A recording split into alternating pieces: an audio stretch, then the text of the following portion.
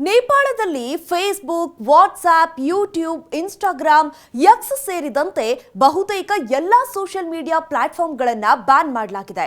ಕಳೆದ ವಾರದಿಂದ ನೇಪಾಳದಲ್ಲಿ ಈ ನಿರ್ಧಾರ ಜಾರಿಯಲ್ಲಿದೆ. ಆದರೆ ಯುವ ಜನಾಂಗ ಇದರ ವಿರುದ್ಧ ಭಾರಿ ಆಕ್ರೋಶ ವ್ಯಕ್ತಪಡಿಸ್ತಾ ಇದೆ. ಬೀದಿ ಬೀದಿಯಲ್ಲಿ ವಿದ್ಯಾರ್ಥಿಗಳು ಪ್ರತಿಭಟನೆ ಮಾಡ್ತಿದ್ದಾರೆ. ನೇಪಾಳ ಪಾರ್ಲಿಮೆಂಟ್ ಗೇಟ್ ಒಡೆದು ಇವತ್ತು ಬಿಲ್ಡಿಂಗ್ ಮೇಲೆ ಹತ್ತಿ ಪ್ರತಿಭಟನೆ ಮಾಡಿದ್ದಾರೆ.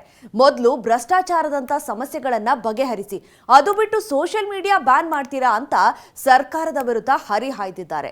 ಅಷ್ಟಕ್ಕೂ ನೇಪಾಳ ಸರ್ಕಾರ ಈ ಸೋಷಿಯಲ್ ಮೀಡಿಯಾಗಳು ಕೆಲವು ನಿಯಮಗಳನ್ನ ಪಾಲಿಸಿಲ್ಲ, ಮತ್ತೆ ಇದು ಸುಳ್ಳು ಮತ್ತು ದ್ವೇಷಗಳಿಗೆ ಕಾರಣ ಆಗ್ತಾ ಇದೆ ಅಂತ ಕಳೆದ ವಾರ ಬ್ಯಾನ್ ಮಾಡಿದೆ.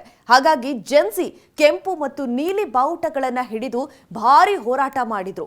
ನಂತರ ಪೊಲೀಸ್ ಲಾಠಿ ಚಾರ್ಜ್ ಮಾಡಿ ಆಶ್ರುವಾಯು ಎಲ್ಲ ಬಳಸಿದ ನಂತರ ಪಾರ್ಲಿಮೆಂಟ್ ಕಾಂಪ್ಲೆಕ್ಸ್ ಒಳಗಡೆನೆ ಪ್ರತಿಭಟನಾಕಾರರು ಆಶ್ರಯ ಪಡೆದ್ರು.